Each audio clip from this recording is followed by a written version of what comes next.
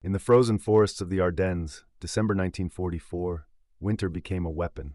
As snow fell and fog clung to narrow roads, Adolf Hitler launched one last desperate gamble: the Ardennes Offensive, later known as the Battle of the Bulge.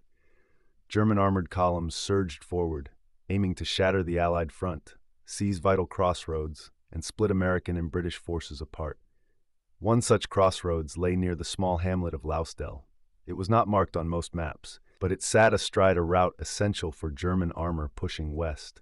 If Lausdell fell quickly, the German spearhead could continue its advance almost unhindered.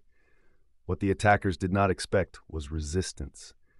American troops, cold, under strength, and often cut off, dug in around the crossroads in the early dark hours of the offensive. Many were infantrymen, some newly arrived at the front.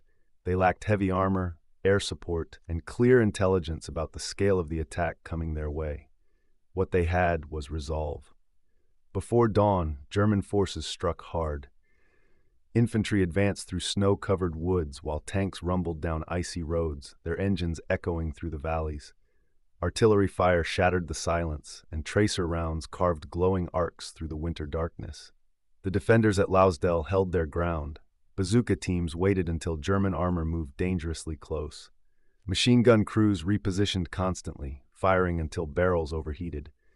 Messengers ran through shellfire as radios failed and command structures broke down. The crossroads became a killing zone.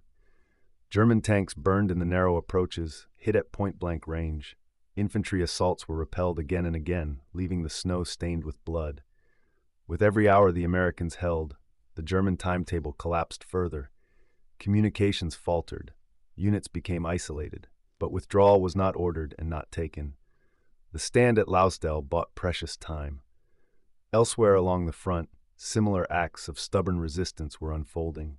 Together, these small, bloody delaying actions prevented German forces from achieving the speed and shock they needed for success. By the time the Germans finally pushed past the area, the moment had passed. Fuel shortages worsened. Allied reinforcements were arriving.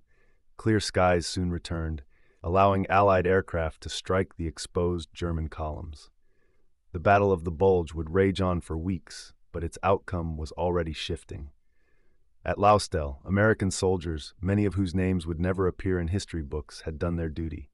They had stood fast when surprise, weather, and overwhelming force seemed certain to sweep them aside.